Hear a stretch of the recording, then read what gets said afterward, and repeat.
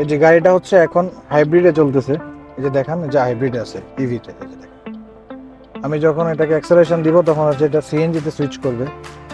এই যে সিএনজি তে সুইচ করলেও কোনো প্রকার নকিং, কোনো প্রকার নয়েজ নাই, একদম স্মুথ, খুবই স্মুথ। এই হাইব্রিড গাড়িগুলো খুবই ক্রিটিক্যাল, ক্যালিব্রেশন নেওয়াটা সহজেই ক্যালিব্রেশন হয় না। তো আমরা এই গাড়িটিকে সিএনজি সিকোয়েন্সিয়াল সিস্টেমে এই যে ক্যালিব্রেশন করলাম। এই ক্যালিব্রেশন হওয়ার মানে হচ্ছে গাড়িটা তেলে যে এরকম পারফরমেন্স পাচ্ছে ঠিক সেই সিএনজি সিকোয়েন্সিয়াল এরকম পারফরমেন্স পাবে। এই যে হাইব্রিড গাড়িটা আমরা সিএনজি সিকোয়েন্সিয়াল কনভার্সন করলাম, তো এটাকে আমরা এখন স্ক্যান করছি। স্ক্যান করার রিজনটা হচ্ছে আমরা যখন গাড়িটার বিভিন্ন প্লাগ খুলেছি, বিভিন্ন জ্যাকগুলা খুলছি, এই জন্য অনেকগুলা কোড চলে আসছে। তো এই কোডগুলোকে রিলিজ করার জন্য হচ্ছে আমরা কেটে স্ক্যান করতেছি।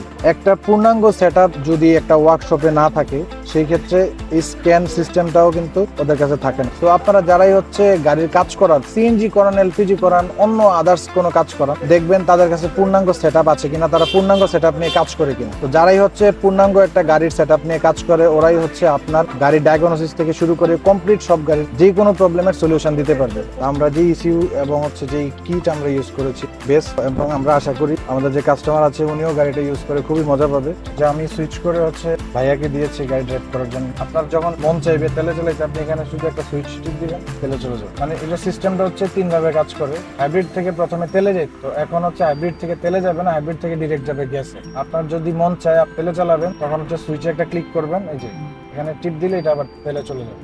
এলপিজি ক্যালিব্রেশনে তো হাইব্রিড গাড়িতে এত সুন্দর না স্মুথ।